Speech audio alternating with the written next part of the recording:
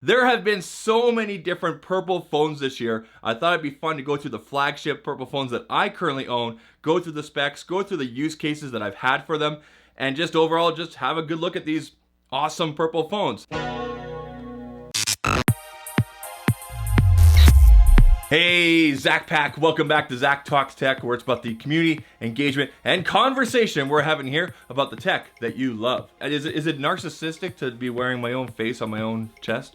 So like I said before, guys, we're gonna go through the flagship purple phones that I currently own, gonna go through the specs of the devices and the use case and let you know how they fared for myself over this year. The first one I want to talk about right here is the Samsung Galaxy S9 Plus. The S9 Plus has a dual camera setup, and of course the aperture in there can also switch back and forth. The S9 Plus also comes at 6.2 inches, 6 gigabytes of RAM, and a 3500 milliamp hour battery, which I found to be okay. It would almost get me through the whole day.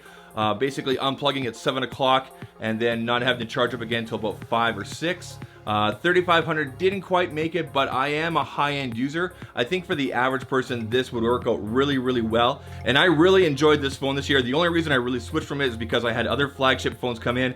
It's still a great backup. I can turn it on right now. I'll have everything on here that I need, and I'll be good to go. And yeah, I would say this is one of my top phones of the year. The next phone we're gonna talk about is the Huawei P20 Pro. And one of the biggest things that people are gonna notice about this phone right away is how the fingerprint sensor is right on the front and right on the bottom. This has some really great advantages and disadvantages. Disadvantages because it took away from the overall screen size, but at the same time, I found it very convenient and easy to just basically push my thumb on the front of the phone and unlock it. The P20 Pro also comes with a triple camera setup, and I'm gonna tell you right now, this is one of the best cameras I have used all year.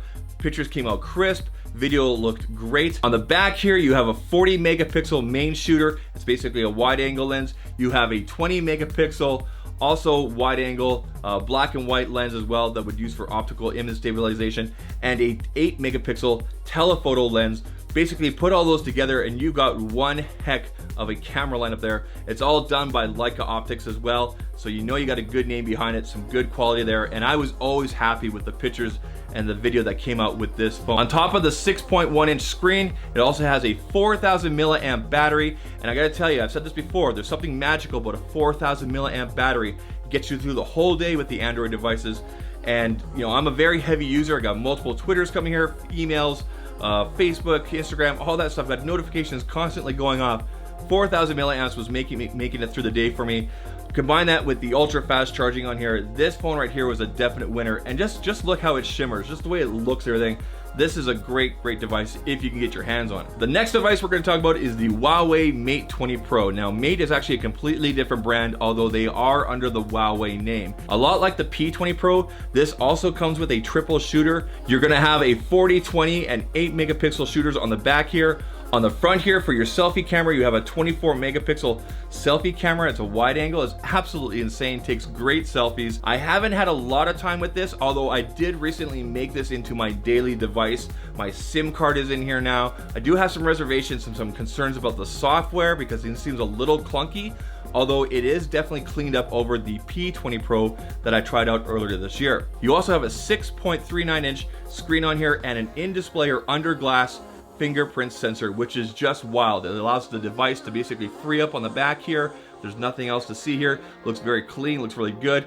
And of course, you just activate the phone basically using the fingerprint sensor on the front here, or you can also use the facial recognition. And the last one we're going to talk about is the OnePlus 6T in Thunder Purple. Now, they just released this color almost 2 weeks after the initial launch of the OnePlus 6T. And I gotta say, of all the purple phones, this is actually my favorite finish because it's not as reflective, and I like the way that it picks up the light, the way that's kind of dark at the top and then kind of gets light towards the bottom. I really like the look of this overall, and just like I said, just the way it picks up the light and the way it kind of shimmers. You have a 6.4 inch screen on here with an in-display or under glass fingerprint sensor, which makes it very convenient.